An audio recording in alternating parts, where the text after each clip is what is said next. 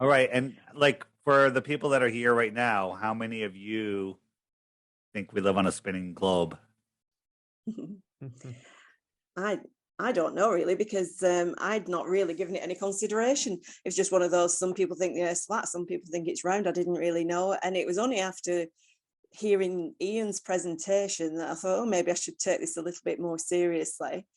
And That's big of you. I think I'm starting to get the impression from what Ian said in his presentation. There's not really just about an argument about whether it's round or flat. It's more about waking up to that concept of, have we all been absolutely fooled and lied to and deceived forever, for years? And so I hadn't really looked at it from that side before. I thought it was just a debate as to what shape the Earth was, to be honest. So I personally am just very open-minded to learn more about that. And I'm very open to the concept that we've been lied to forever. The people who will be on here tonight are awake, maybe in different degrees. Some are very awake, some are just waking up. And so we're trying to target these Zooms at all different types of people, but we are respectful to the people who've just woken up maybe with the COVID stuff and are finding that this is, a Pandora's box that's opening for them. So there is a range, but we're very open to anything.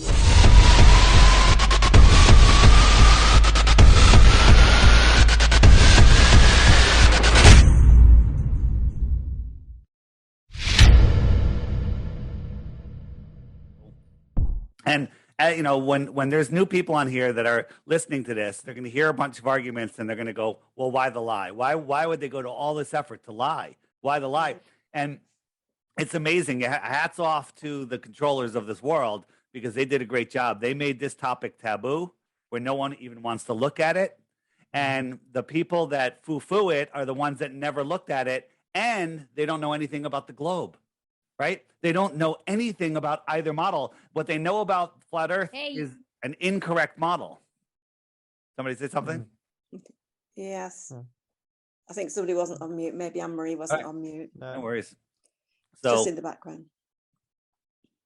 To me, I've dedicated my whole life to spreading this message, because this is the lie, the globe lie that keeps us enslaved. This is the one that they need to keep us in control. People go, what difference does the shape make? Shape has nothing to do with it. It's the lie that matters. It's where we are, who we are, what we are, the power of our minds, and what this place really is, who we really are, and the true power that we have. The idea of believing that you live on a globe is to basically put you in, I call it the globe matrix. It puts you in a enclosed, or not enclosed, just in a limited world. Where there's nothing else to discover, and the Truman Show basically was showing that. And it limits your thoughts, it limits your true potential, and that's what they don't want. They don't want us realizing our true potential. Yeah, so I've sort of known that for a while, but I've not connected the flat Earth theory to that really. I just thought it was a debate about what the shape of the Earth is. So I say I'm waking up to that bit. Yeah, same here for me. There's only been like a couple of months, maybe 2 or 3 months now, that I'm starting to open up to the idea of the concept. But before that, I always thought it was ridiculous, and I think there is definitely this movement, flat Earth movement, that they use it as something to make it look ridiculous, like the whole thing around it. But I have never really gotten into, and still not, like I have indeed opened up to it, but still not really looked into it. So this for me would be very much my very first serious encounter with these concepts and theories around it. Well, that's good that you're willing to look at it, because that's the thing. When I first heard about it, I was doing a conspiracy show called Deep Inside the Rabbit Hole, and it was looking into all the big lies around, that are all over, New York, Connecticut, Boston, the things that happened here, the 7/7 bombings, all of this nonsense. And people started to say, hey, have you looked into flat Earth? And I just laughed. And I banned people from our social media for suggesting it a second time. You're too stupid to even listen. And then I was forced, kicking and screaming, to look, and I went in with a closed mind. At least you guys have an open mind right now. I said, I'm going to prove the globe, disprove flat Earth, and be done with these morons. And now my whole life has changed, because that's how you become a flat earther. You try to debunk it honestly, rather than Googling flat Earth. You Google flat Earth, you are just going into more mind control. They're going to feed you all of the stuff that they want. Although some of the stuff they feed you, they don't realize it is flipping people. So, when your understanding of the world is the right side, it's really hard to defend, for them to defend the nonsensical heliocentric world. So just for anybody listening, I'm offering 3 Bitcoins at the end of this presentation if you can give me one globe proof. One globe proof, you win 3 Bitcoins. Ben's interested now. He likes his crypto. The real one of the fake one. The real Bitcoin. So it's worth like 60 grand right now for 3 Bitcoins. Yeah, but okay. But then you need to listen to my talks, because that's not the real. That's also one big conspiracy. Well, you can cash it out for 60 grand today. Yeah, that's true. That's true. But it's not. Listen, I'm not a Bitcoin fan. I'm not trust me, okay. I'm on your side. I'm not a Bitcoin fan. Okay. I'm into other cryptos, and but I just say Bitcoin because that's the one everybody knows. That's the one that's easy to trade. The one anybody can make an address in 2 seconds and have it. So I'm looking forward to giving somebody 3 Bitcoins for one globe proof. Fortunately, I think I'm going to be let down. I'm never going to achieve that. So are we starting? Are we waiting for more? Or? Yeah, Ian, well, we never know how many are coming on. Don't look like very many tonight, does it? Sorry. Sometimes there's 40 odd and sometimes there's 40. So who knows? But Ian just came on and then he disappeared again. So I think we'll just hang on and get him in first. Yeah, I would give it a little bit more time. I would also expect people to. Yeah, I would have expected some of the regular people out here either. Oh, I know Kat can't come tonight, but or maybe it is that much that people are not willing to consider. Oh yeah, but when you hear flat Earth, you run away. Your programming makes you run away.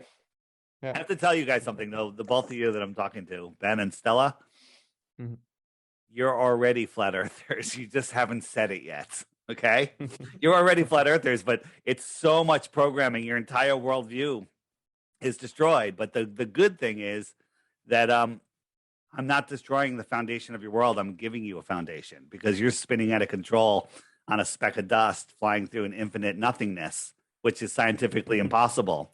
And I'm going to put you on a solid foundation where you're at the center and your thoughts matter. So I'm looking forward to it. It's amazing. It's an amazing journey. And, I don't know if you guys know, I have an app. It's called the Flat Earth, Sun, Moon, and Zodiac Clock app. And it will bypass Google censorship. It'll give you all the tools that you need. It's highly rated. It's one of the highest rated apps in the App Store and the Google Play Store. And it's $3. Okay. But don't buy it. Just go to my website, flatearthdave.com. There's plenty of stuff right there. Get the app if you want. It's only $3. So yeah, I just wanted to say who Ian is. So Ian Leahy was going to do the presentation tonight, but unfortunately his computer went down yesterday as we were just going to make sure everything was okay. I hope you got that sorted, Ian. So he very kindly contacted David, who apparently is quite famous in the Flat Earth group. I don't know much about David. And David very kindly offered to step in or agreed to step in tonight. And Ian will come back in a few weeks' time and either do it on the Thursday or on the Tuesday again. So we will see Ian's presentation, but a bit further down the road. Okay, so it's my great pleasure to introduce our guest tonight, David Weiss. Is it Weiss or Weiss? Weiss like ice. Weiss like ice. Okay. Who's going to talk to us about the Flat Earth? So thank you, David. I'll hand over to you. It's very simple. All of our senses, when you go outside, when you look anywhere, tell us that we're stationary and we're not moving. I mean, you can sense the tiniest vibration in your house. If somebody steps on the floor, closes the door, a tiny little earthquake will rock your world. But we have to believe that we're spinning at 1,000 miles an hour, right? 1,000 miles an hour at the equator. So the Earth is rotating at 1,000 miles an hour. That's faster than the speed of sound. right? While that's going on, we're orbiting at 66,000 miles an hour. You can't even fathom that speed. We're chasing the sun at the same time at over almost 500,000 miles per hour. Okay. Another speed that you can't even fathom, right? And people go, well, you know, I've been on an airplane, I could drink a glass of water and I could walk to the bathroom, right? And so you don't notice that speed. Well, you do notice the speed, but the thing is, on an airplane, you're flying in a straight direction. If you want to just imitate the slowest speed of these four motions that are happening, that would be the spin of the Earth. So you have to double the speed of that jetliner. You have to remove the outside shell of the airplane because the Earth doesn't have a shell around it if it's a sphere. And you have to dive down at a mile per minute, right? Just to follow the curve of the Earth, right? Do that and let me know how your glass of water is doing and your little trip to the bathroom. Okay. When that is a pre-programmed response that people have when you say, well, you don't feel the motion because it's so big and it's, it's all relative. That's not true. When you're going in a straight line, sure, that you don't feel the acceleration, but maintaining a speed and turning is acceleration.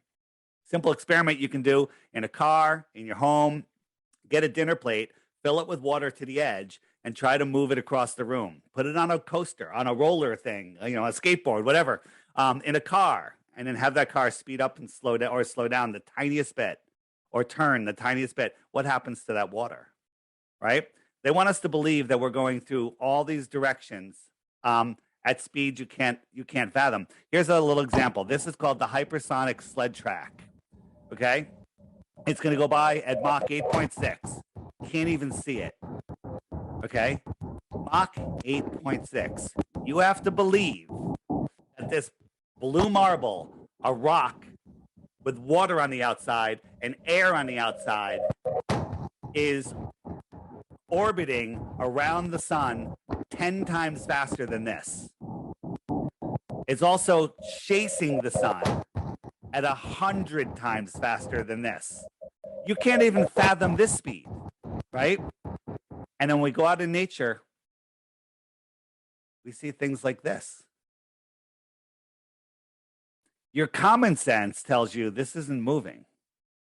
Nonsense tells you that it is doing all those crazy speeds. People that believe we live on a globe have no idea of the numbers that I just told you. And for those of you hearing this for the first time, your brain can't even conceive these speeds. These distances that they use are beyond what we're able to imagine. Okay? When you go outside, you see scenes like this.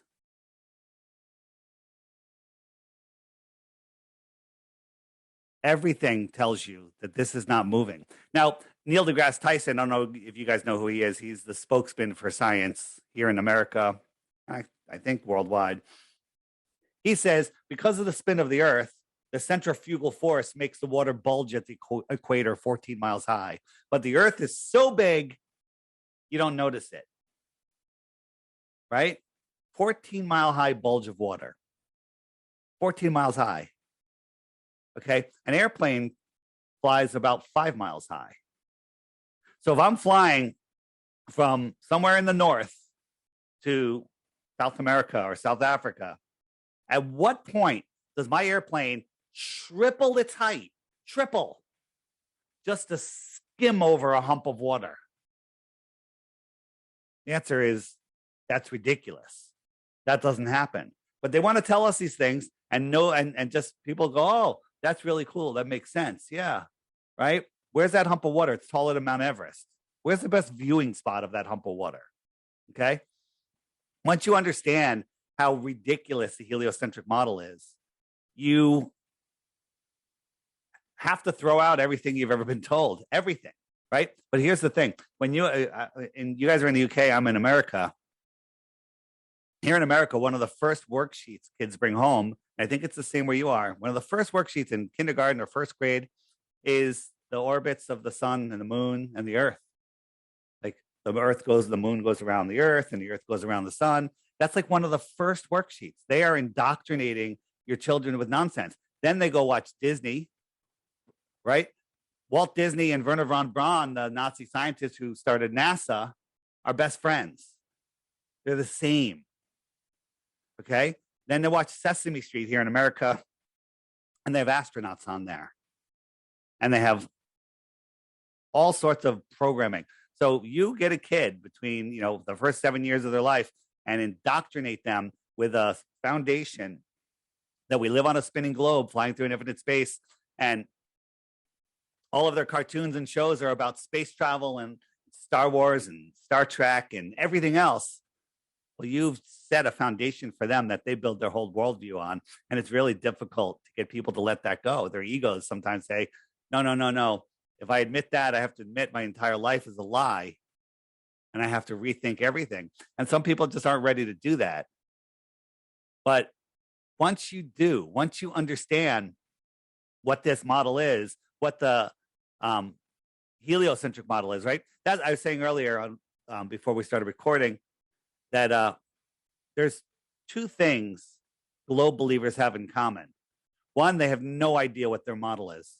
They have no idea the speeds that I told you, right? We have guys going around the country offering, hey, I got $200 if you can answer 3 questions. And like the easy questions, how many times does the earth rotate in one day? That's pretty basic, right? A couple people get that right, very few though. How fast is the earth spinning? How fast is it orbiting? How far away is the sun? How big is the sun? All of these questions, which if you believe in it, maybe you should know them. Nobody knows it. No one's won the $200. Okay.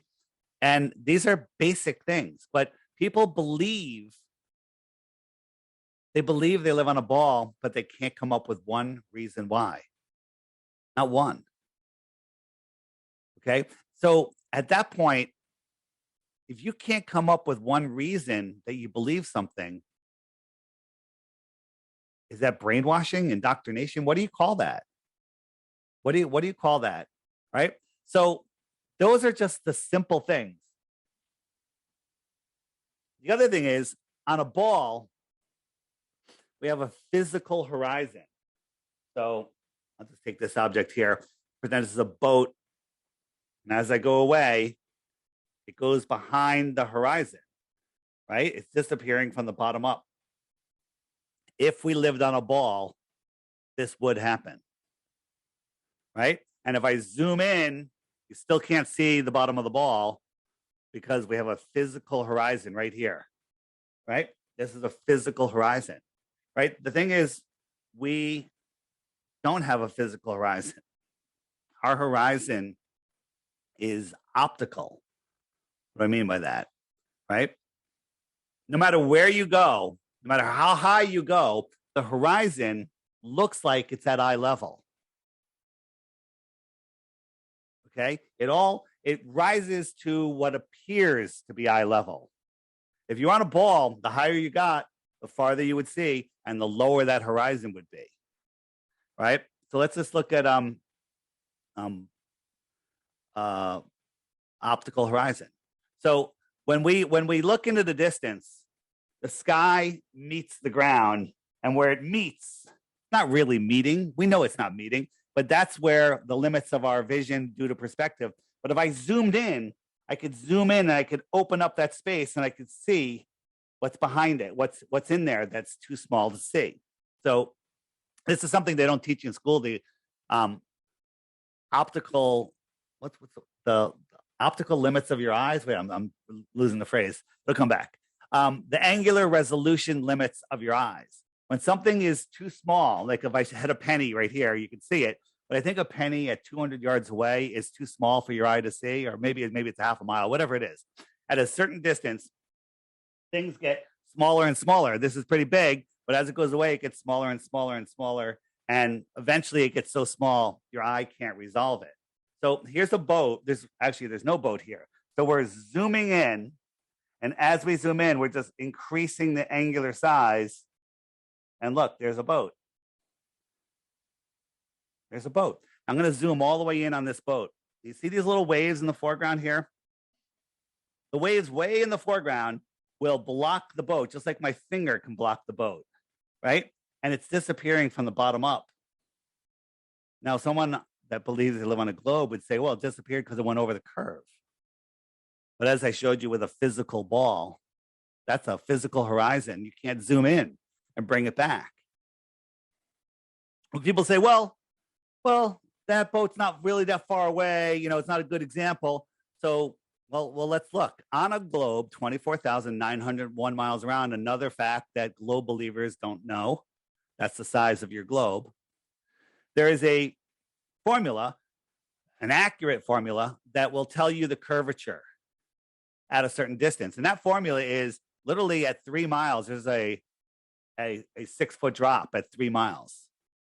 Right? Is that right? Yeah, 6 feet at 3 miles. So here we have a camera at 1 foot off the ground. At 1 foot off the ground, the horizon should be 1.22 miles away. Let's just call it 2 miles. Give the globe every benefit of the doubt. We know that this is not a boat, it's an oil rig, and we know exactly how far it is. It's 9.4 miles. At 1 foot off at 9.4 miles, there should be 59 feet of curvature from 1 foot off the ground. 59 feet of curvature. Now, some people go, well, you don't know how much at the bottom you're missing. Here's the problem. You can see the surface of the water for miles and miles and miles beyond the rig. If there's a physical curvature, you're not going to see any surface of the water. You might see something that's tall. If there's 10 feet of curvature and you have something 20 feet tall, you're going to see the top 10 feet of it if we lived on a ball. We see the surface of the water. That's a problem. Globe people like to yell gravity, refraction, right? Everything's refraction. Like when we watch, here is, let me show you this. This is a place in France looking out at Canigou Mountain, which is 175 miles away. 175 miles, okay? Can't see it because at 175 miles from this viewing location, the very top of Mount Canigou should be a half a mile or more below the curve. I'm rounding down to a half a mile, okay?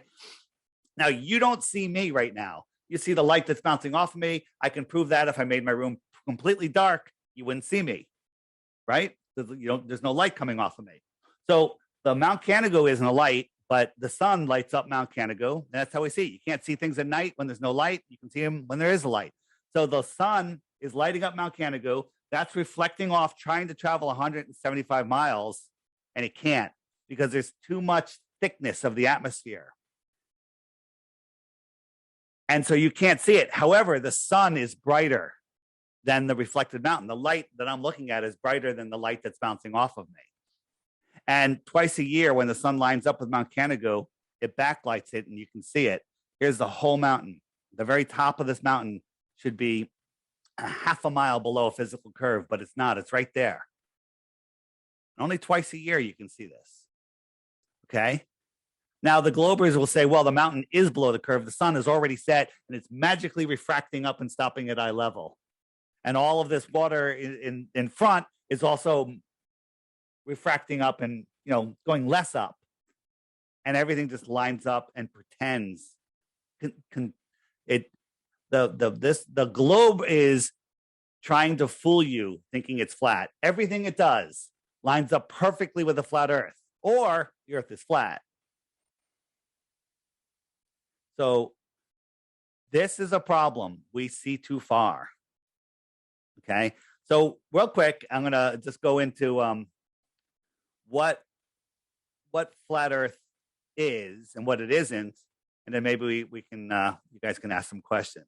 So they tell us that Antarctica is a continent at the bottom of the globe. Although there's no satellite, high altitude photos of Antarctica, except for some of the stuff going along the edge of Antarctica.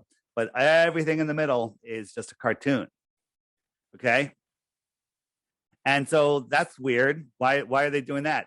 Here's some pictures of Antarctica. These are all just, illustrations of what Antarctica is. How come we don't have any real photos?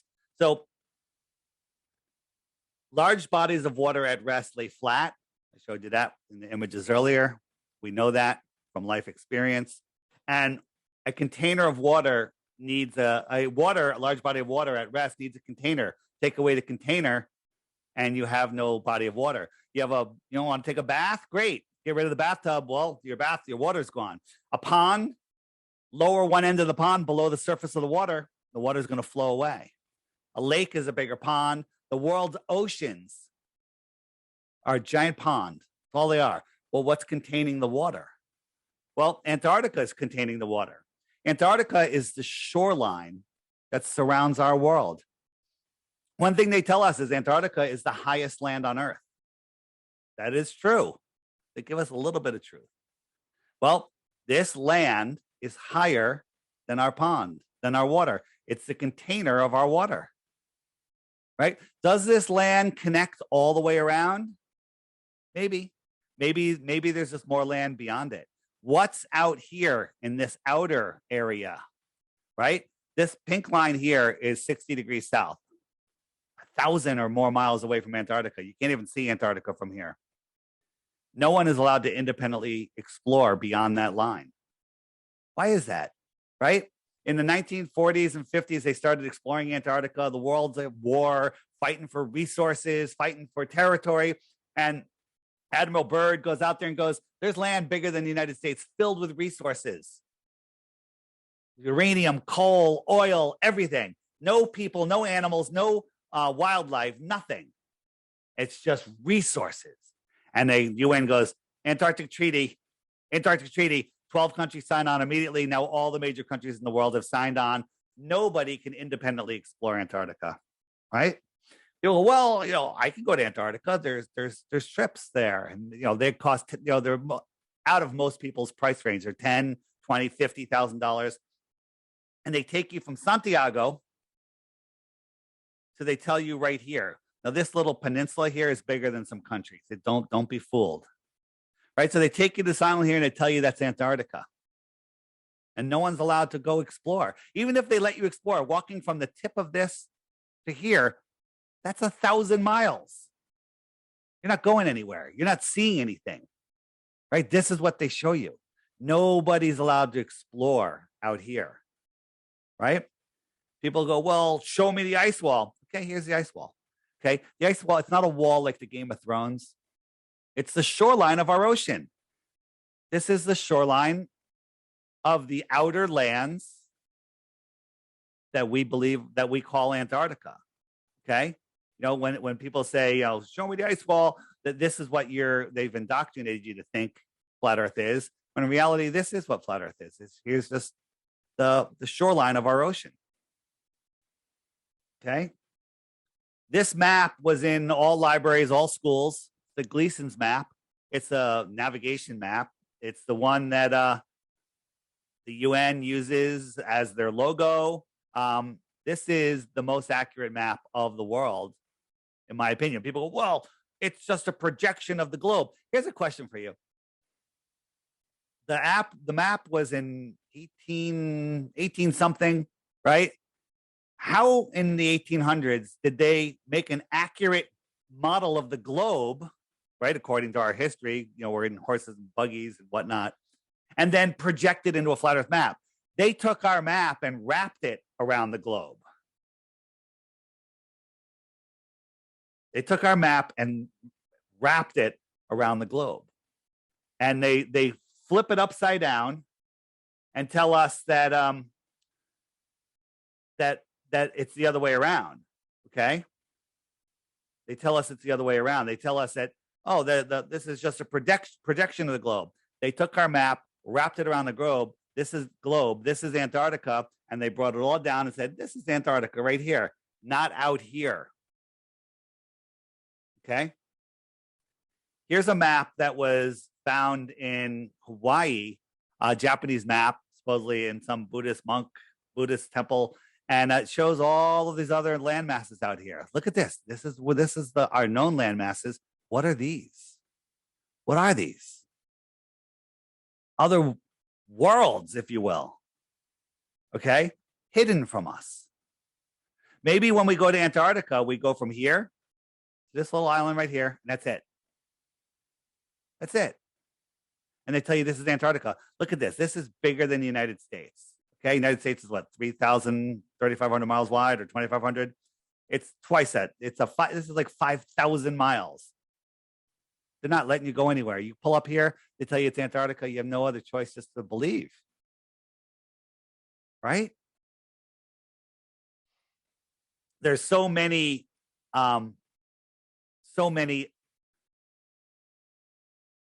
ideas of what's out there. And the thing is, we don't know for sure. You know, I like this. I believe there's more land. I don't have proof of it. Lots of stories, lots of evidence. It makes sense. It's scientifically impossible versus scientifically impossible outer space. We'll talk about outer space for a minute, and then we'll come back to you guys. Okay.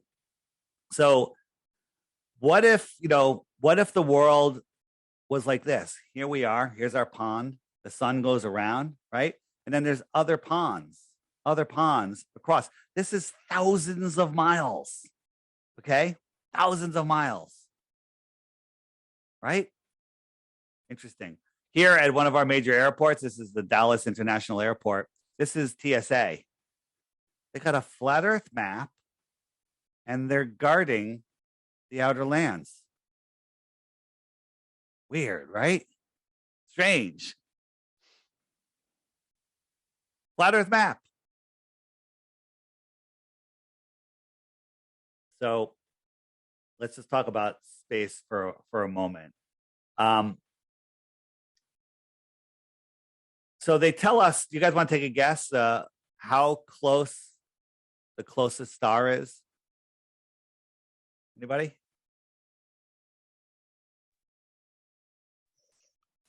Thousand miles. How Light many? years, isn't it? How many? 20,000. 20,000 miles? Light years or whatever they call it. So this is, even though you guys are starting to look, you haven't put the numbers together because you weren't taught to think in large numbers. Okay. These numbers are beyond comprehension, right? I'm going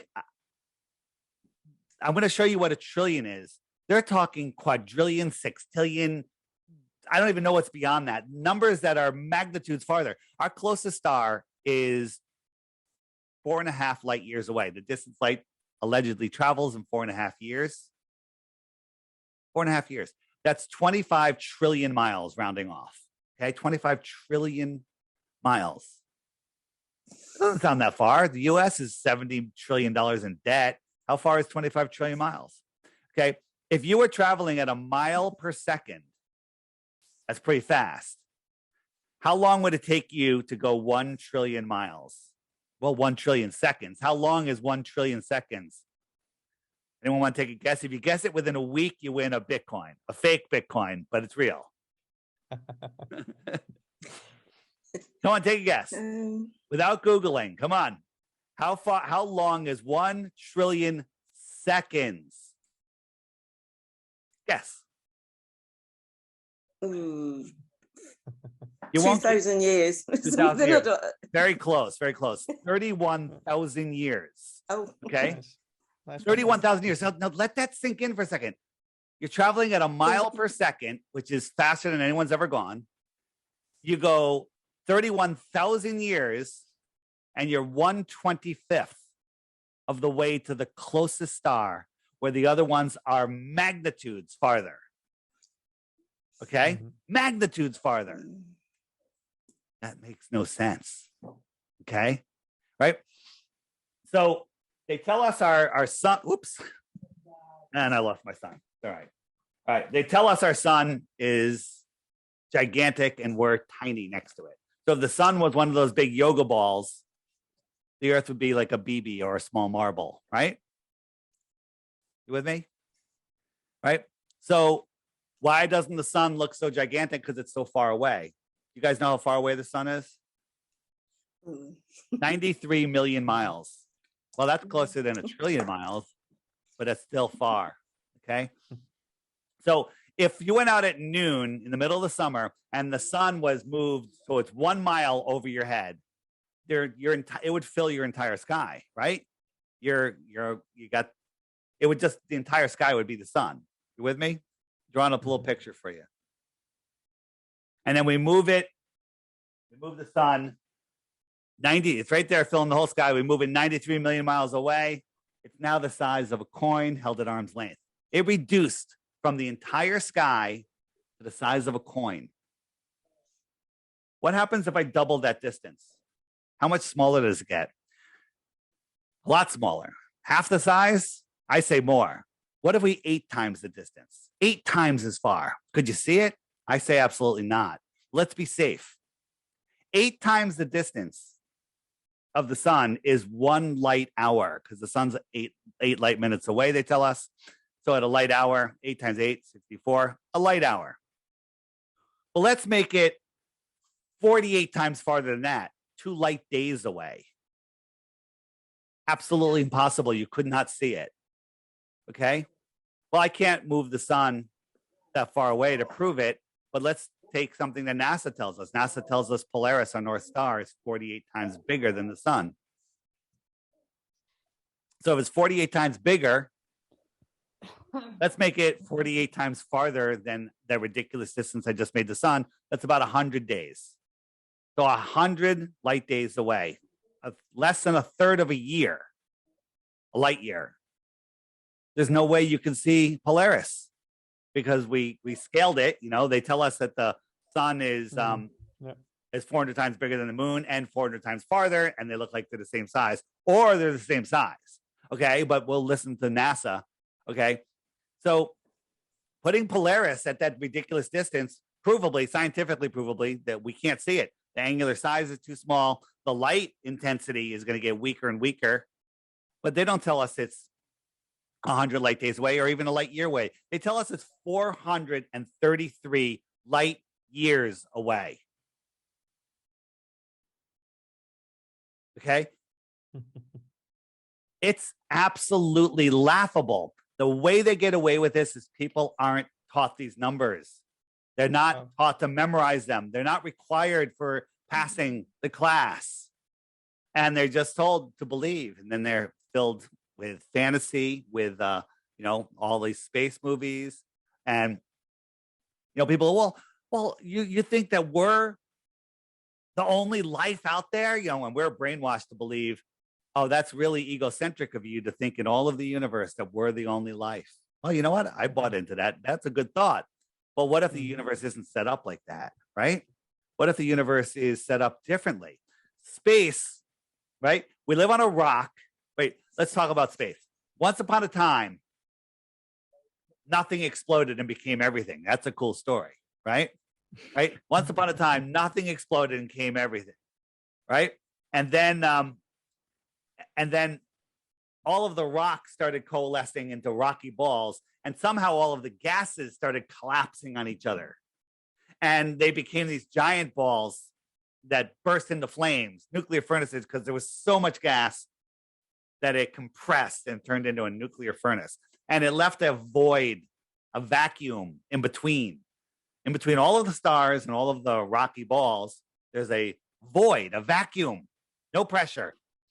So now we have burning balls of gas in a vacuum.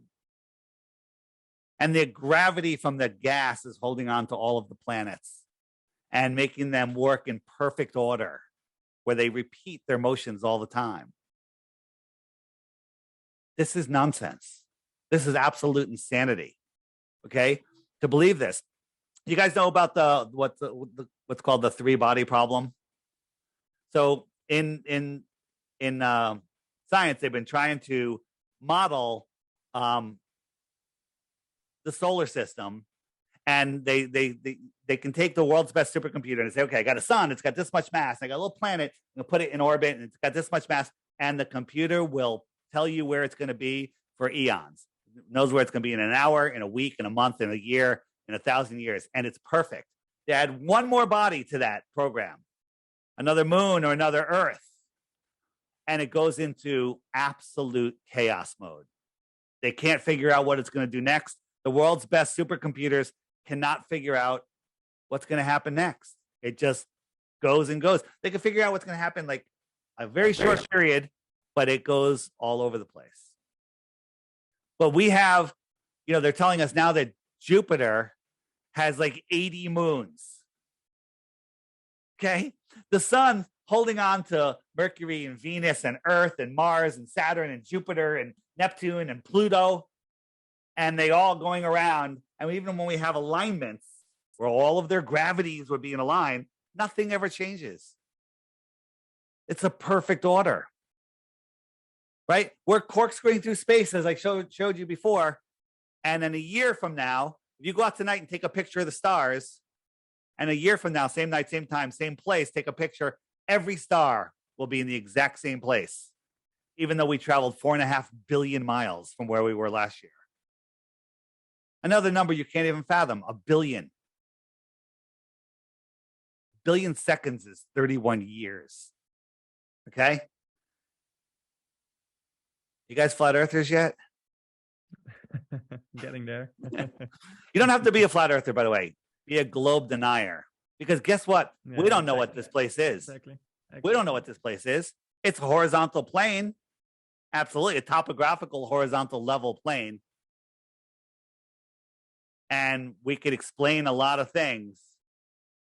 But the globe, and there's a lot of flat earthers. Hey, some people say we're in a dome. Some people say well, it's really not a dome. Some people say it's an infinite plane. Some people think that there's more worlds out there. I'm one of the people that think there's more. I just want the ability, the freedom to go explore, right? They took away airships from us. There used to be airships all over the world, right? They demonized hydrogen with the Hindenburg, and NASA controls all the helium in the world, just enough for party balloons and the Goodyear blimp. That's it. But if you wanted to start a dirigible company, you're going to have a problem because you're not going to be able to get the approvals, the hydrogen, because if you have a dirigible, you can travel great distances and not worry about fuel, right? You got an airship, some solar panels, a little fan, you're ready to go, right? They don't want us exploring and finding out that we don't live on a spinning ball. The heliocentric system is the matrix for your mind. Yeah. All right, I can go on and on and on, but maybe you guys have some specific questions, like how does circumnavigation work? How do airplanes fly? Anything you want. Maybe Ian has a question. Ian's eating, actually. His daughter's turned up, so he's eating, so we'll leave him be for a minute. Yeah, I remember when I was, oh, sorry, I haven't put my hand up. Just go. You're the let host. Ben go first. I'll go next. No, go on, let Ben go first. Am I allowed to go? Go on. Yeah, I've got like tens of questions, so we'll probably just circulate them. Yes. Okay. Perfect. But You go first. yeah, the first thing is like the sun and the moon. Then, like they are shaped as a circle, so that makes it quite logical to think that everything that is in space is formed like a circle as well, like a globe. Can we start? And, we'll start there. So, yeah. So first thing is when we look at things in the sky, when you look at anything, everything turns into a circle. Okay. So what do I mean by that? So here's an example, right? So is this the sun? Is this the moon? What is this? Is it a circle? Looks like a circle. What is this? Okay. Well, this is actually a train. Well, train's got a circular headlight on it, right? So as this train moves forward, I'll move it forward a little faster, and we see, well, it looks circular, even though it's really close to us. And as it comes up, we realize, oh, maybe it's not a circle. Okay. So to say everything in the sky is a circle is an assumption that you've been trained to think. So let's look at this. Where is it? I am looking for something specific. Where'd it go? Here it is. Okay. So here we have 4 moons. Okay. Is this one that I'm about to grab a sphere? I'll go back so you can see it. Is that a sphere? Looks like one. Right? Well, it's not a sphere, but it's a half a sphere. So that wasn't fair. How about this one? Is this a sphere? That looks more like a sphere to me. Right? Is it a sphere? Flat. How about this one? That one's a cup. Okay. So when we look up into the sky, saying we know what things are, the shape they are, is not fair, right? And we also look at the moon. You ever been out on a full moon night on a clear night? You can read a book by it in the middle of nowhere. You can drive with your car lights off. It casts a shadow on the ground. How does a rock, this is a rock at noon in full sunlight, how come it doesn't light up like the moon? The moon is a light. It's not a dusty, dirty ball reflecting light, right? How come this ball isn't reflecting light where it can cast a shadow somewhere? Right? And when you look at the moon, how come there's not a specular highlight? Right? When you have a single source light, you have a specular highlight. And then it gets dimmer towards the edges. We don't see that with the moon. But look at the full moon. It's a light. To me, it looks like it's lit up from the inside. The moon might be a sphere, by the way. But and you guys play pool table in England, right? The balls are round. Does that mean that that table's round? Mhm. Right? The lights in your ceiling right now, do they dictate the shape of your floor? I don't think so. And another thing is, when you look at the moon, it looks a little transparent. At nighttime, the spots are dark, and at daytime, they're kind of blue. To me, the moon looks like it's within our atmosphere. Go out and look at the moon with fresh eyes during the day when the moon's out in the day sun, and you can see blue sky beyond the moon. Use your common senses, but you've been brainwashed to go, oh, no, that's 250,000 miles away, another distance you can't even imagine. And it's projecting itself right into our sky? I don't think so. So, just finishing up with, the stars, well, this is the star Sirius. Does that look like a sphere to you? Our consumer optics have outgrown their lives, right? Here's a whole bunch of different stars. Now, some people say, well, they're out of focus. Some are out of focus, some aren't. But each star has its unique personality, okay? And these are not burning balls hundreds of trillions and quadrillions of miles away. They're right here.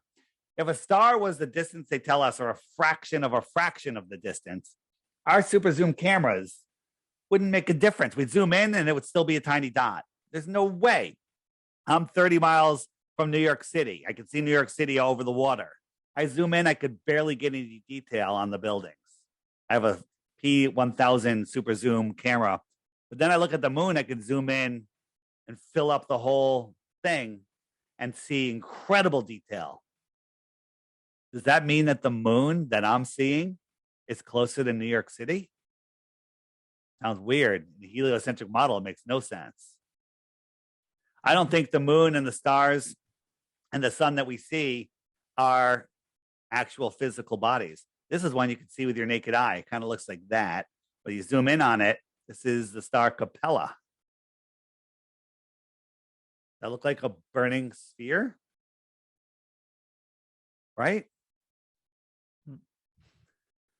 This is what NASA wants us to believe this is. Here's the sun. Here's Arcturus. But when we look at Arcturus, this is what we see. 211 trillion miles away.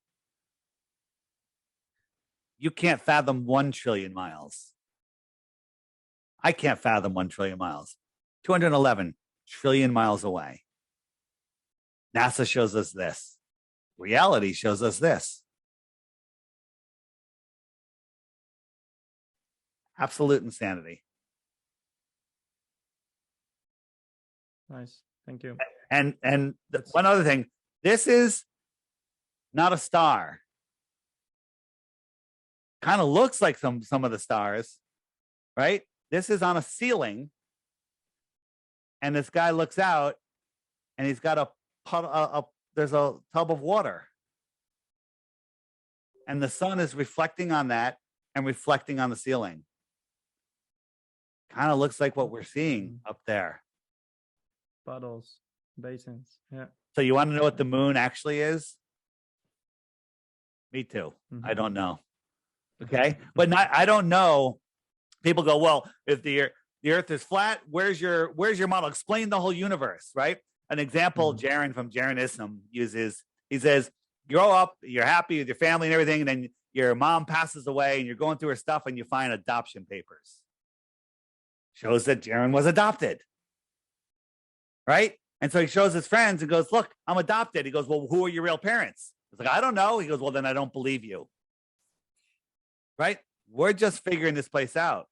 The controllers of this world, the powers that want to be, the ones that many people believe have authority over them, which isn't true. It's all in your imagination. They've been doing this for a long time.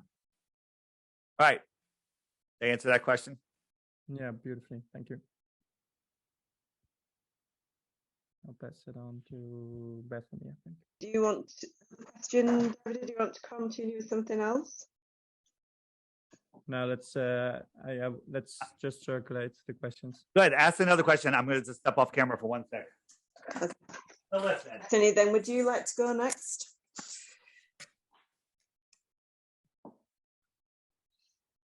I'm back. Yeah. Bethany, would you like to ask your question? You're talking to me, Stella? Yes, can you hear? Oh, okay. I'm inviting you to ask your question. Right, okay. Well, I wanted to ask Dave, could we maybe suggest that the Earth then is flat? It's a big pancake with like an ice wall around the edge. And when you showed that slide with lots of other land around it, for example, if you drop a pancake into the pan and it all splatters out. So behind this ice wall, there are other lands, other galaxies. I mean, is it that we just have like a big teacup, a flat planet, underneath is where all of the Algarthans and people like that live, but there's a dome over the top and, you know, there's no space. We're just kind of one flat galaxy. I mean, it's a fascinating presentation. I'm very confused. So again, you're mixing two models. You're mixing the heliocentric model with the flat Earth. We're not floating in space. We're not a disk. What's below us? Nobody knows. Nope. Nobody knows what's below us because the deepest hole ever dug is just short of 8 miles. And when they dug down, they were using ground penetrating radar, and they couldn't find. They were wrong every step of the way. Right. So they dug down, no more rocks, no more water. And then they hit rocks and they hit water. Right. So that's 7.5 miles. Right. So the equivalent of that, if the Earth was an apple, they drilled partially through the thin skin of the apple, just partial, a fraction of the apple skin. They were wrong every step of the way. They hit an impenetrable barrier. They tried for years to get through it. They couldn't, but somehow they know what the next 4,000 miles is. This is a meme that it's in all of our textbooks. They tell us the center is a molten magnetic core. They're laughing at us because you can't have molten magnets. A magnet, when heated up before it melts, it hits what's called the Curie point, and that's where all the magnetism is lost. So a molten magnet, this is nonsense. This is all made up, right? All of that is nonsense. So what is the flat Earth then? Something I like to speculate on. So what if the world was set up like this? We're not a disc of space. Think of, I call it the basement of the universe. We don't know what's below it, but it's solid. It's on its foundations. If you're a Bible literist, God set the world on foundations and separated the waters from the waters. So here we live. Here's Antarctica, right? Maybe it's set up like this. And out here are extra land, extra territory, extra terra. Who lives on the extra terra? Extraterrestrials. It's the words. Think about it. So if an extraterrestrial, someone from this extra terra, came to visit us here in this inner space, where did they come from? Outer space. The outer space. Here. Why are all the largest telescopes in the world in the south and they're looking south, which is out. They're not looking up. They're looking out, south, right? So let's take it one step further. What if the world is set up like this, right? You got more out here. You got another land barrier, right? Or even bigger, right? What if it goes like this, right? And then let's zoom way out, right? Now, these are all possibilities. Again, not claiming any of this is real. I might throw a bet down that it's real. But this is scientifically possible versus the outer space that I just told you that's scientifically impossible. What if we lived here on this puddle? And these are other worlds, right? Other worlds here, just thousands of miles away, not trillions and quadrillions and sextillions through scientifically impossible outer space. Right here. These are other pieces of the plane. You know what you call a piece of the plane? A planet. Plane. P. Yeah. Yes. So once you understand this, Yeah. this is scientifically possible. This makes sense. This is something that, you know, people are waiting for disclosure. Disclosure is here. Right. Extraterrestrials could come visit us for lunch and make it back home in time for dinner with their kids. Okay? Because it's only thousands of miles away. The secret space program is the secret propulsion program. So is this where they have these bullet, like magnetic and copper magnetic, and they can zoom over to Mars, you know, in half an hour or something? They're not going up into the sky at all. They're going across the pancake through a portal. It's not a pancake, through the pond. Let's just call it the pond. Okay? Oh, the pond. Pancake makes you think of a disk floating in space. So think about this. Our sun, and I'll show you a video in a moment. It's putting light, and light gets dimmer over distance and through atmosphere. The sun could be in direct line with you from a high altitude, and you can't see it because its light just can't reach you. They make you believe that light travels for billions and trillions of years and it doesn't get weaker. That's nonsense. Is my sound breaking up? No, it's working. Okay. fine. Okay. So, but in reality, as I showed you with Mount Canigou, you can't see. The sun will also fade out. I'll show you a video of the sun fading out. Okay. So if you were here and they got you in a secret propulsion, you know, the rockets that you see Elon Musk launching and all NASA, none of them are real. That's a whole nother rabbit hole to go down. But if they took you and you flew up and away, it would become pitch black because you'd be away from the sun, right? Even within our pond, when the sun is over the other side of the world, over China and India, we can't see it. The light doesn't reach us. That's just this tiny little space. So you're a globe believer. I get you on a ship and we take off, we fly up into the darkness, and you watch your sun just disappear into a tiny little dot. And then you're cruising and you'll see other tiny little dots that look like spheres. You'll approach one in total darkness. And as you get closer, all of a sudden you'll start seeing the land and you'll think you're landing on another planet. In reality, you're landing on another planet.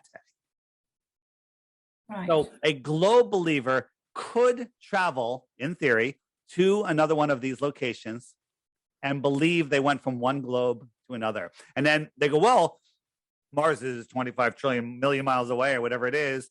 We must have done a bending of space-time, time portal, slingshot, whatever they're claiming, when in reality, they're just going kind of fast, just going a few thousand miles.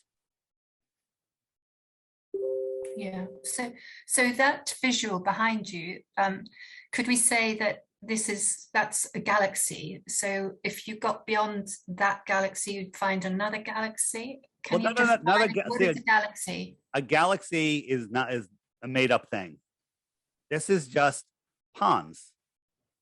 Ponds. These are just ponds on the plane. Ponds on the Right. plane. Ponds on the plane. Ponds on the plane. So Right. Okay. think about this. Imagine you're in an area of England or wherever that's really flat, and there's a lake that's 25 miles around. 25 miles around, that's a pretty big lake, right? So if you went a dozen miles offshore, you're halfway to the center of the lake. Halfway between the shore and the center, right? 25 miles around. Let's say it's 25 miles in diameter. So the center of the lake is the North Pole, right? Let me show you. The center of the lake is the North Pole. I'll draw it out for you. Here we go. So here's the North Pole, right? On our world, and it's at the center of our lake. So here's my here it is. So here we go. I have a magnet right here. Whoops, that's not what I wanted to do. Let's get rid of that. Sorry about that. All right. So I have a magnet right here. I don't know if you can see it. And I got a compass. Okay. And the compass is pointing towards the north. Right. Now I'm going to try to push this compass west. I have to keep turning because I have to keep that west is 90 degrees off of north. So the needle's always pointing towards the center. So I'm going west and I come right back to where I started from, heading 90 degrees west. And you don't even notice that you're turning because that's a big giant circle. If you were on a track that was 100 miles around, you'd think you were going straight. Okay. This is going thousands of miles. Look, now I'm going east and I come right back to where I want. Here's the problem. If I say, okay, I'm going to go west. Now I'm lining that stick up with west. West is on the compass. North is right here. If I don't turn to correct my direction, I'm heading south. South is every direction away from the center. Okay. If the earth was a globe, I'd be able to go south from Santiago and show up over here in Australia. No one's ever done it, ever. No one's ever done it. Right? If I go south on a flat earth, I disappear and I never come back because I could be going to the outer worlds, but no one's ever done it. Right? Now I'm going north, north, north. Even though I'm still going in a straight line, now I'm going south. The compass just did a 180. Every straight line is south. South is that way. South is that way. South is that way. South is every straight line. East and west are circles. So now imagine yourself on this lake and you're halfway to the center of the lake. You can't see the shoreline. You can't see the center because it's too far away. You know, the little miniature, you're on the little boat and you follow your compass and there's islands all in the lake and you sail all the way around and you come right back to where you started from. You go the other way, all the way around. Somebody could tell you that you're on a globe, right? And you sailed like this, right? No, you didn't. You sailed flat. You just went in a circle on the flat plane. Now let's go south, away from the center. When you get to the edge, do you fall off into space? No. You hit the land that's higher than the water. Step off your boat, start walking straight away from the lake. A mile away, you can't see the lake anymore. So you keep walking 5 miles, 10 miles, pretty far, 20 miles, 50 miles, whatever. And all of a sudden you come to another lake. Hop in a boat there. You're in a whole nother world. We're not allowed to explore Antarctica, the lands, the outer lands, right? There's some whistleblowers that we've spoken to. One guy that worked in Antarctica, he's 94 years old. He was really nervous talking. He said, well, I have a non-disclosure until I'm 100. Great. Okay. But he said, I think he said thousands or millions of people living in Antarctica. In what he considers Antarctica. Lands beyond where we're allowed to go. Other worlds. I was like, well, how could they hide that from us? They're hiding North Korea from us. Have you guys ever looked into North Korea? It's right in the middle of everything. None of us know what's there.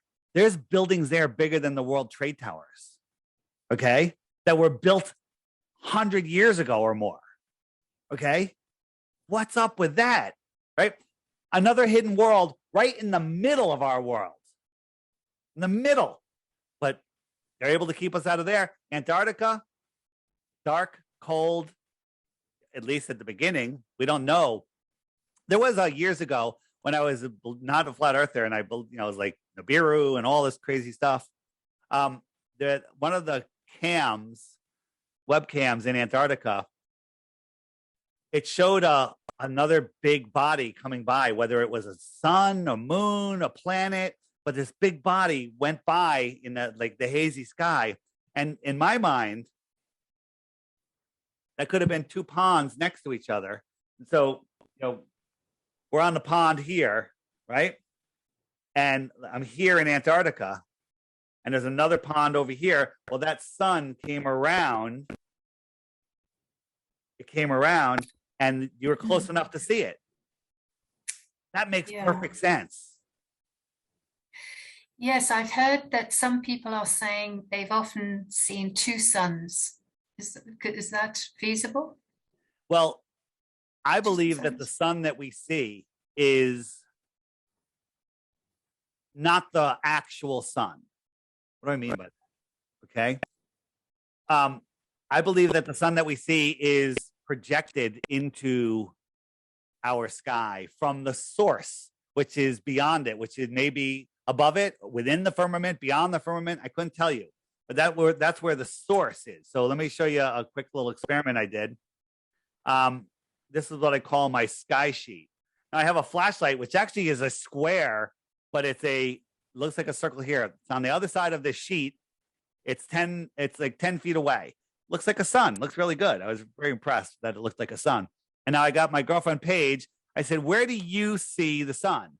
And I go over to her point of view. She sees it right here. If I quickly drew a circle on the sheet right there, and then I'm looking at the sun right there. She sees it over there at the same time. Is that two suns? Or are we both seeing something in two different positions at the same time? Okay. So let me now I'm going to take it one step farther. Take a breath. It's going to be okay. And so here, is this the video? Okay. Yes, here it is. So on the right here, this is an eclipse that I actually filmed. And by the way, we both stared at the eclipse for the entire almost 2 hours without sunglasses, without protective glasses, and our eyes are fine. Okay. I'm not telling you to go stare at the sun, but they're lying to us. They don't want you looking at eclipses because it's something very special. This is an eclipse that I made. Now, during a lunar eclipse, nobody has ever seen the moon come in front of the sun and eclipse it. No one's ever seen it leave the face of the sun. They only see is this circular thing, but you don't see anything. You just see the sun being blocked, right? And I think that's because the source of the sun is beyond this. So let's take a look. So this is an eclipse that was filmed a couple years ago. Now, the eclipse is like 85% eclipse here. This is the sun that we see, but it's all blown out. It's very bright, but it's about this much. And we're looking at this going, what is this thing? Well, this is a lens flare because it's moving around, but this one here is locked into position with the sun. It's locked into position. See how it's not moving? This is clearly a lens flare. What is this? I say this is the source of the sun. And you can never see it. Most of the time you can't see it because the sun's so bright, you can't see beyond the sun, right? This is the rear projector. So let me show you what I mean by that. Okay. So here's my rear projection of an eclipse. Now you see this is the sun that we see. The light that's projecting this is on the other side. Here's the light, and here's my eclipse. You don't see this thing. This is my moon, which is a bottle cap. Okay. You don't see it. You don't see it exiting the face of the sun. You just see the sun being blocked. And we're told that it's a moon in front of the sun when no one's ever seen that. So here it is again. I'm making my eclipse, and I use a thinner sheet. What's this right here? This is me seeing through what I call the sky sheet. And that's the source. That's the rear projector.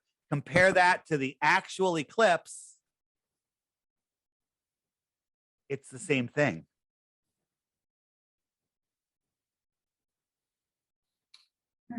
Wow. That makes sense, right? Because think about this. When we have a complete and total eclipse of the sun, how come with infrared, with regular cameras from anywhere, how come no one has ever zoomed in? The sun is blocked out. How come we don't ever see the moon? No one's ever seen the craters of the figures on the moon. Nothing. Well, people go, well, the corona is still bright. Well, guess what? Astronomers have a thing where they don't have to wait for an eclipse to view the corona. They have a telescope that has a round disc in it that blocks out the whole sun except the very edge, and that way they can look at it and see the edge of the sun and see all the flares and whatnot, whatever it is. Well, they also have the reverse of that, where they can put this sheet that has just a hole cut in it and block out the edge of the sun. Well, why don't they use that so the camera isn't blinded, which I don't believe it is, and then we can see the moon clearly? Because when you're watching a full eclipse from the Earth, well, the Earth from that position, if you were on the moon, we have a full Earth, like a full moon, right? So the Earth is shinier and 6 times bigger than the moon. Its Earth shine should light up that moon, just like the moonshine lights up our Earth. I'd say the Earth is more reflective and it's bigger. It should light it up. You should be able to see it with your naked eye. Nobody with any optical instrument from the space station, from anywhere ever, has seen the moon eclipsing the sun. And I contend it's because of this. Can I just ask one more question, then I'll pass it to the rest of the group. I heard many years ago that the moon was an ancient war machine and was made of titanium. Is that right, or a myth? I bet you heard that. I think that that's a made-up story. That's my opinion. Again, think about this though. The moon is the same cycle as women's reproductive cycles. Many women, when they're not separated from nature so much, actually their menstrual cycles sync up with the moon. What's up with that? Right? I think that the moon is a part of this living system. A lot of people say, the Earth is alive. They look at the Earth as a living system. Well, all of these sentient lights in the sky are alive. It's all part of the Earth system. I don't believe humans can live off of what we call Earth. Okay, yeah, we can go in an airplane, right? You ever take a 15 or 20 hour airplane ride? It's brutal. But the guys on that space station, they're just loving it. They're up there for a year, sweating and pooping and in zero gravity. And it's a nightmare, right? But they're all fine. And they all have nice tans and they all have nice clean clothes. And the women have long hair, right? And their makeup is done perfectly. Nonsense. It's all nonsense. NASA is here just to make you believe you live on a globe, because once you wake up to the globe lie, once you can let go of all of the preconceived notions that you had, everything changes. Everything changes because you take back your true power. You're at the center of creation. Nobody has control over you. You have free will, God-given free will, and nobody can take it from you unless you consent and give it to them. And if you understand the rules of this world, everything that happens to you is an offer, and it's whether you accept that offer or not. Right? Everything you have in your life is because of the way that you think. And if you think you live on a ball and governments have power over you, you're a slave in the matrix. Mm-hmm. Wow, a fascinating presentation. Thank you. I'll hand it back to Stella. Sorry, Stella, taken up too much time. Great. No, you haven't. Thank you. Thank you, David. Right, I suppose we better crack on a bit because of time.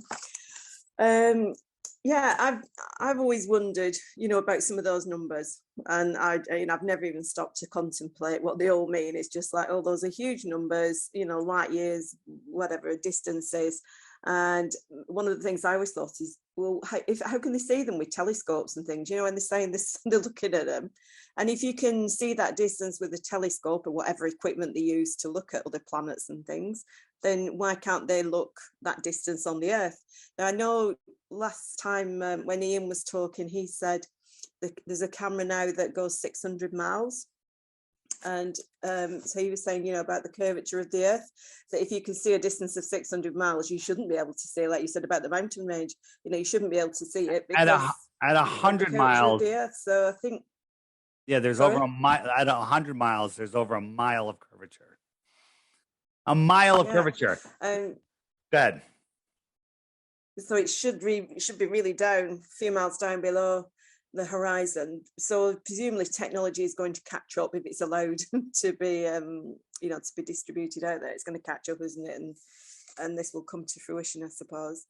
And I've always wondered why they didn't just have a plane or like a little spaceship type thing.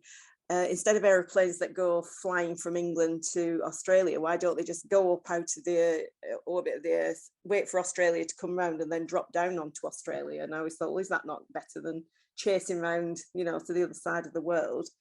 And that technology never seemed to come in, did it? But I do believe years and years ago, when I'm 63 now, but I'm sure that when I was young, I heard somebody talking about that. And it's one of those probably just push it back. But that would have made more sense, wouldn't it, to just have something that just goes up. If we can send rockets up to space, so something that just goes up, wait for the Earth to follow, to fall around and then just drop down again. Have you looked into any of the rockets going to space? No, I've not done any of it. I would just say it's just, I don't necessarily believe everything, but it's not something I've ever looked into before. I say I'm just starting to wake up to what's being said about this now, because I haven't. It's not something I've been interested in. Once you understand that, everything in space, they're faking it. Once you catch them faking one thing, then you can unwind it to they're faking everything. They're always playing with the wires and stuff, right? They're always floating, and they always have their zipped up tight and their shirts tucked in or jumpsuits. These guys are hanging from wires. This wire, though, isn't even real. If you watch real carefully, the wire goes right through his hand. Oh, yeah. Right? I'm going to zoom in. You can see it. You can see it better in a second. But he's always doing this just to dazzle your mind, right? Just to dazzle your mind. So watch wire. It goes right through his wrist, and back through his hand again. Watch through his wrist, right here. Watch it go right through his wrist. So they're faking everything. See that? Yeah, it never crossed my mind that was faked. There's the thing about, did a man ever step on the moon? But I just did think that there was, space station, and they went up there. I always think, why bother? But right. And I here, didn't think it was fake. She's showing there's a rod going out to this door, and they're talking about, well, how come air doesn't leak through the gaskets, right? The vacuum of space. She's not even looking over here. She's looking at a monitor over here, and she's matching the video that's happening. This isn't real. She's in front of a green screen. None of this is real, and she's just faking it. But to make it worse, she's in 0G, okay? First, most of the women up there have really long hair, and it flows all over the place. You ever see a woman in the military? Are they allowed to have long hair? Okay? You're on an enclosed space station and have long flowing hair. Why do they have long flowing hair? Because it distracts people and it makes kids go, oh, look how cool. But worse than that, look at her. Let's zoom in. Does she have makeup on? She has heavy makeup on. How do you put makeup on in space? Look at her makeup. It's done professionally. Look at her hair. That's a good hair day. Okay? You'd be happy with a hair day like that, okay? But how does she wash herself? They sponge bath. They work out for 2 hours a day, sweating their ass off, and then they sponge bath. Okay? Absolute nonsense. And other times, watch these guys. They're all floating around, right? They're all they're holding themselves. So the guy they're interviewing said, "Can you do a flip for us?" This is all scripted, right? Notice how the windows are always blocked off. So this guy disappears up top to get out of the way. They flip around, and this guy gets tangled in his wires. He gets tangled in his wires. He can't undo it, right? His floating necklace is not real, right? He's trying to undo it. And then you'll watch the guy in the red goes and hits the reset button over here. Okay? So he's stuck upside down. This guy's like, what can I do? Right? And then all of a sudden, he'll hit the reset button. And on the video, you could hear the click of the system. So here he goes. He's going over casually. Oh, don't notice me. And he's trying to reset it. I'll zoom in. And I think there's another thing. I'll watch right here. There's a wire that pulls his shirt out. Okay? Right here. Bam. There he is. See that?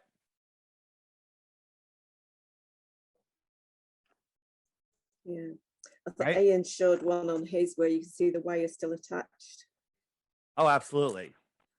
His presentation, yeah. Right. And then, they do their training in an underwater facility where they have a full mock-up of the space station in pools. And many times during spacewalks and stuff, we see bubbles. We see bubbles escaping, right? But here's something. This is, there was a show, talking about the underwater training facility, and they're showing it. Look right here, green screen. Why do they have a chroma key? And there used to be, we lost the video in the YouTube purge back in 2016 or 17. They actually had green screens in the pool. Why do they have green screens in the pool? They can green out a whole wall. Green screen.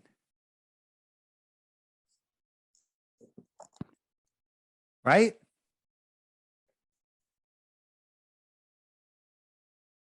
Pretty telling.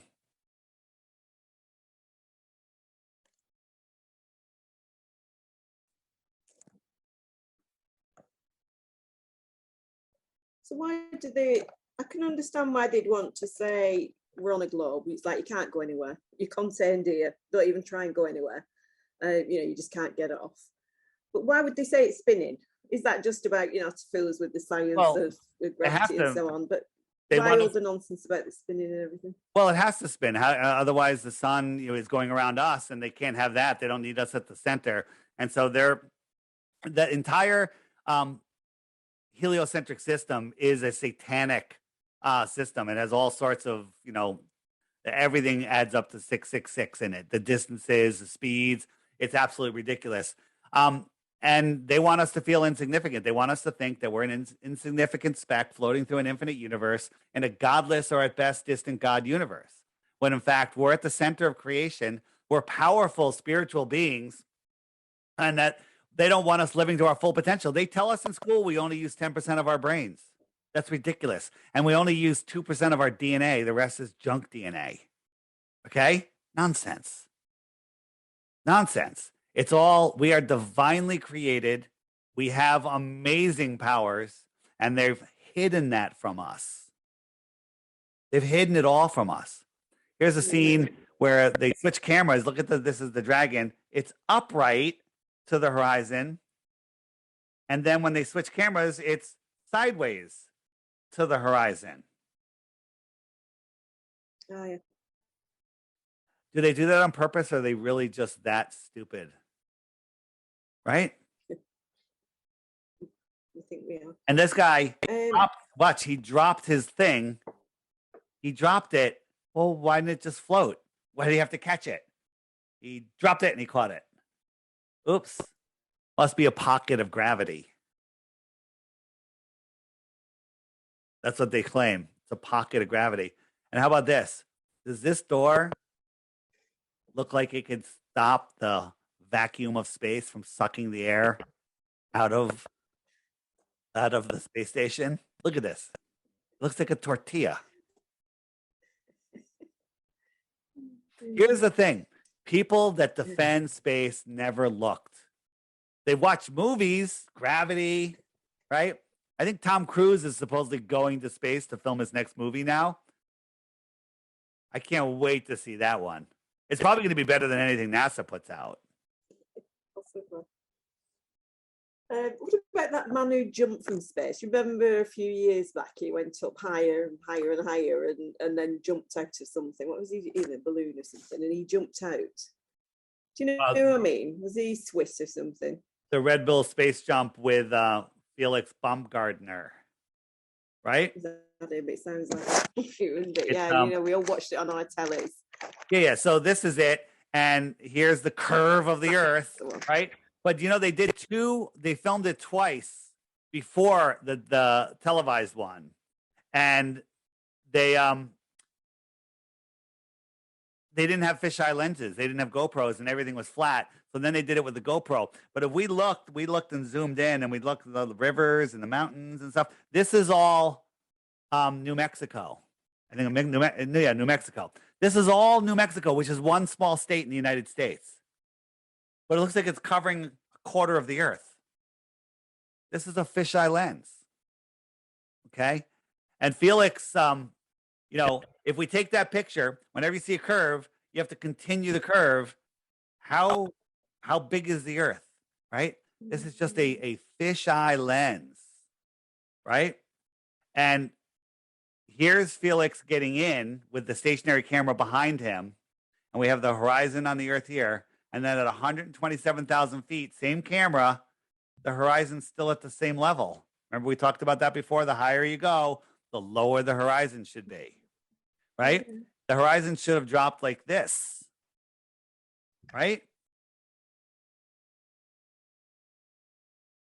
But it's still there. Was he genuinely just, doing that, or was that a setup? Great question. I think that he was told to mention that he saw the curvature of the Earth. And in my opinion, he believes he did. One, he had a curved helmet on that he didn't take off. He's looking through curved glass. They could have asked him if he sees the curvature of the Earth while he was standing on the runway, and he would have seen the same curve, but he's looking through curved glass. Put a curved helmet on, and you're going to see curvature too. So, but the thing that gets me, and again, I don't know, when he was asked, he forced that I saw the curvature of the Earth. But when he said curvature, he actually screwed up. He says, I saw the he messed up his words. And to me, that's a sign of lying. Or he was being told that he had to put that in there. And maybe he believes it. So again, it doesn't matter. It's provably fisheye lenses. Do you think he was a daredevil, or do you think it was a setup to try and convince us that, another thing other than spaceships, that the Earth is a globe? I think he was, my opinion was he's a real daredevil. One of our Globebusters, Ira Landucci, from our Globebusters show, which is on Sundays on the Globebusters channel, he actually was at some event and met Felix and asked him some questions. And he says he's a normal guy, and I think that maybe he believes what he said, believes what he saw. Just like I said, if you're flying from a puddle to another puddle, you believe you're going from one planet to another, when the truth is you're just flying across a flat plane. And there's a lady who lives, well, she doesn't live near here now. She was in the army. Captain in the army. She was based about 20 miles from here, and last year she was the first lady of colour to go to the South Pole. Is that about 700 miles to the South Pole? I'm just trying to remember what I heard. And she said that was just preparation for what she's planning to do this year, or next year now maybe, which is to go across Antarctica from one end to the other. I'm sure that was, I'm thinking about 1,000 miles. I thought about 1,000 miles. And you mentioned earlier that people get taken to a place that isn't really Antarctica. and they're told that that's Antarctica. Did I understand that correctly? Is that what she will be doing? You know, we're told like nobody can go to Antarctica. There are some people that believe that they're crossing Antarctica, and I'll show you how they do that. And there's others that are just known liars. One of the guys, Sir Ralph, I forget his name, but he's been caught faking he's been caught faking injuries on expeditions and all sorts of stuff. But here's one that's very telling. This was a guy that was going to go pole to pole. Like, all right, this is good. And we could track him, right? It was called spider tracks. And he went from the North Pole over here to Alaska, like West Coast, then Hawaii, and I think Indonesia or whatever, Santiago. And then he went to the alleged South Pole. And then he said, well, the weather was too bad. So he had to turn around and come back up through Brazil, New York, and around. And we're like, oh, well, he didn't do it. Guinness Book gave him the world record for pole-to-pole circumnavigation. When in reality, all he did was went here. He went here. This is the track I just showed you. He went here. He turned around and came back. This is all he did across a flat plain, right? And then there's another one where the person went here, and we took their tracks. They went out here, then they went over here, and then they came back here. And they said that they went across Antarctica. No, they didn't. Right? And I don't even think they actually even did that. But according to their navigation, this is what they left here and they were picked up over here. No, you want to go across Antarctica, you got to leave here and be picked up over here. Nobody's ever done it, ever. Say that again, that last bit. They have to leave where? On a ball.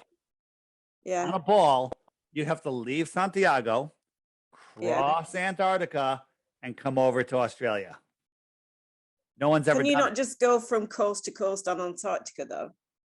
That's a long ways. This is a long, long trip. And I don't even know if this is all land. You know, it could be like that Japanese map. No, I'm not getting you there. Just bring your bowl back. The bowl that you just showed us. So if that's Antarctica, the white bit. So if you go from where your finger is now to the other side of Antarctica. Like this. Okay. So. On a globe. Is that not 1,000 miles or something like that across? No. Let me show you. On there. Where is Captain Cook? So Captain Cook tried to circumnavigate Antarctica. Antarctica, they tell us it's about 10 to 13,000 miles in circumference.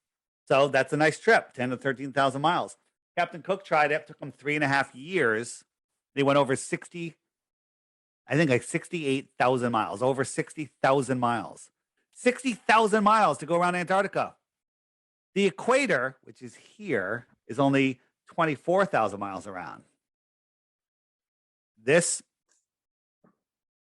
if it was a ball, should be less than that. He went 60,000 miles, almost 3 times the length of the equator. Right? So one of the other things that people bring up is the Antarctic sailboat race.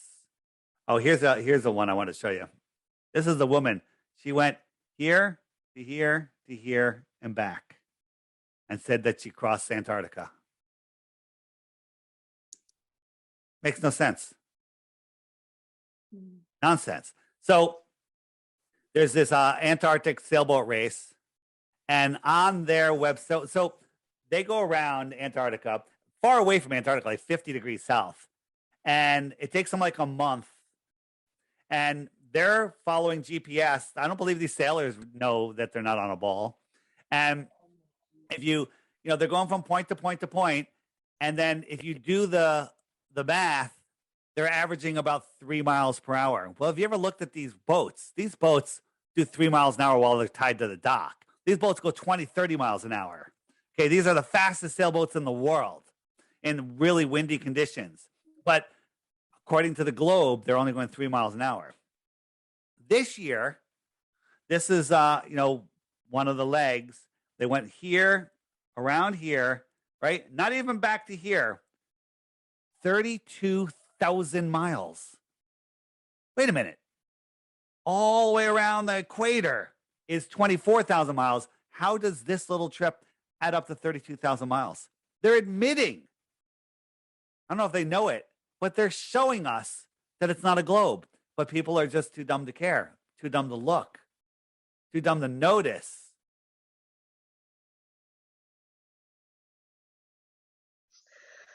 Right. One last question, and then we're going to finish. Flat Earth Society. Is that something completely different? That's one thing I had heard of years ago. Earth Society. What's that? Flat Earth Society is a government-run disinformation site. You Google Flat Earth, you're going to get images like this. Look, how come we're the only flat planet? Or all the planets flat? No, that's not true. This is mixing a ridiculous fake flat Earth model with the fake heliocentric model. Two fake models. That's what globers do.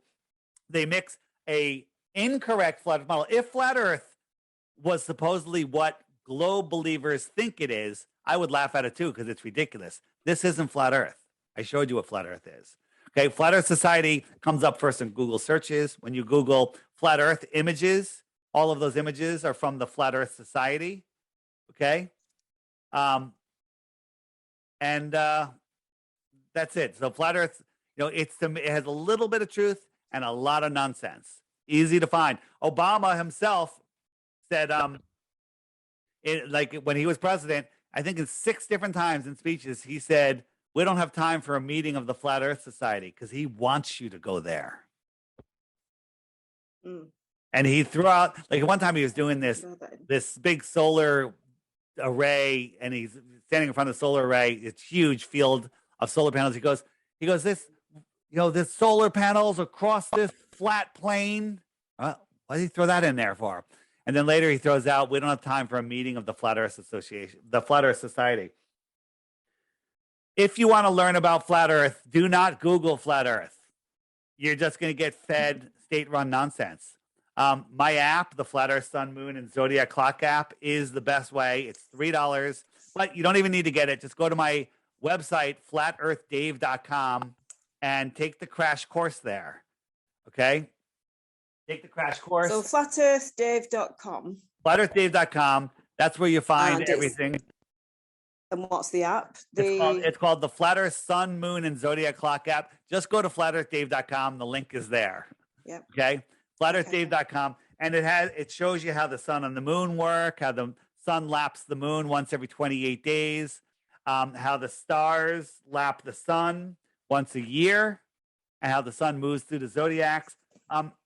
Every day there's a new featured video. Just watch the new video every day. People say the app is worth it just for that. The archive button is right here. But the best thing is the friend finder, right? So if I type in United Kingdom, that's where you guys are, right? United Kingdom. Oh no, Ben's in the Netherlands and Bethany's in Spain. All right, well, let's just look. We're all around at the United Kingdom. Let it load for a second here. I'm in Europe. Where are we going here? That's where I am actually. Where you've just zoomed in on. That's where I am. So these are people all over here. We'll look at a quick, easy, an easier way to zoom out. So you go on there and register, and then you sort of log in and you see who else is. You can message people. You can do all sorts of stuff. It's kind of crazy. So these are all of the people that know the Earth is flat in the UK. Pretty good, right? Yeah, that's good. And they're all over the place. And America is insane. And it's growing every day. No one leaves flat Earth. Just more and more and more flat earthers every day. There's with the messaging system, you can go on and you can find people and you can go into groups, right? Here's a group. If I go in here, watch this. I'm going to start a call. There's 68 people in this beta test group. So here I am, right? Here I am. It's a little delayed. Oh, my screen glitching out. And people will just start jumping on here, and they'll and then you can just talk to people and have conversations with people all around the world. You can send out a radius, say, invite everybody within 10 miles or 50 kilometers or whatever into your radius. Hey, if you minimize your screen and come back, you'll be right side up, right? And so here's just people jumping on right now. That's cool. And then you can have There's more on there than there is on here. Well, it'll go crazy. And it's a lot of fun. Wow. Amazing. Yeah. Okay, that's great. Oh, well, thank you very much, Dave. That's been Was very really, interesting. really cool. I'm not sure I can't confess to understanding every bit of it, but I'm definitely getting more into this now after Ian's presentation and now listening to yours and realizing it's something I didn't even think it was. It's just something completely different to what I thought. Now that I'm done, come up with one reason you live on a globe, and when you can't, because you can't, right? Thanks, guys. I'm going to cut you off. I'm going to go. If you can't, go in the app and go back to the frequently asked questions. Like, hey, wait a minute. What about sunsets? And you click the question mark, and up comes the frequently asked questions. And you can say, oh, hey, why the lie? What about ships over the horizon? Or what about seasons, right? And if you click that, up come videos that YouTube is hiding from you. They don't want you to see all of these videos. Wow. They don't want you to see this. Oh, so they're all banned on YouTube, you mean? Yeah. Well, they're not banned. They're just shadow banned. They're just, you can't find them. Like one of the greatest videos on here, one of the greatest videos on here is A Stranger's Guide to Flat Earth. So we have these great videos right here. Stranger's Guide to Flat Earth. 21 questions. You Google the exact name of that, which had millions of views. It doesn't show up. It just gives you Professor Dave, Simon Dan, all of this nonsense, and that they want you to see. But just hit that button alone. These videos. Turn off Netflix. That's my computer. I have to unplug for a second. Turn off Netflix and watch these videos. These videos are amazing. They're like so well done. Okay. And they're all in the app, right? The app's $3. Okay. Full disclosure, if you want to send messages to other people or use the friend finder other than to just look at it, to look at profiles and be able to communicate with people, it's $11 a year. A year. $11 a year. Or you can refer people on the app. There's a referral program, and you can trade in your referral points for subscription. So you don't even have to pay anymore. Yeah.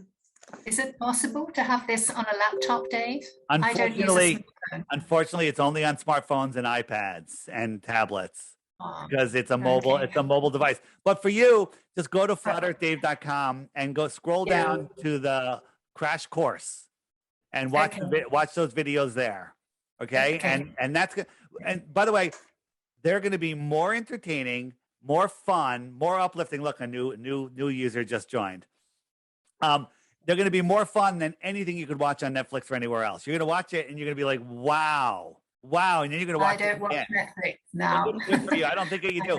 But if you start watching this stuff, all the work has been done for you and it's been put together in documentaries in an entertaining and professional way that is super fascinating and interesting. You'll love every single video on there. And there's everything. It's from military whistleblowers to The Next Level, which is a great video, and I happen to be in it. So, that's not why it's great, but it is great. And some amazing stuff. And then when you watch the videos on there, you're like, hey, that's really good. Subscribe to that channel. And now you've just subscribed to a good YouTube channel and you'll get more good content. Is that correct? You get high quality content. FlatEarthDave.com. Very much. Okay, well, thank you very, very much. And we will share your link to the people who were here today. Sometimes some of them pop on in the lunchtime from America. So, they may have thought, because we advertised it as a couple of hours, the presentation and the chat. No worries. So we will share the link with them. So sorry that there weren't more people to hear this, really, but we will tell them all about it. And Ian's going to come and do his presentation in a few weeks' time. So hopefully. Well, he's going to be talking to a bunch of flat earthers. So. And so thank you very much for all the time that you've given us at such short notice. We really appreciate that. All right. It's been great. Thank you very much. Hopefully we can do it again in the future with more people. Thanks, guys. See you. Bye.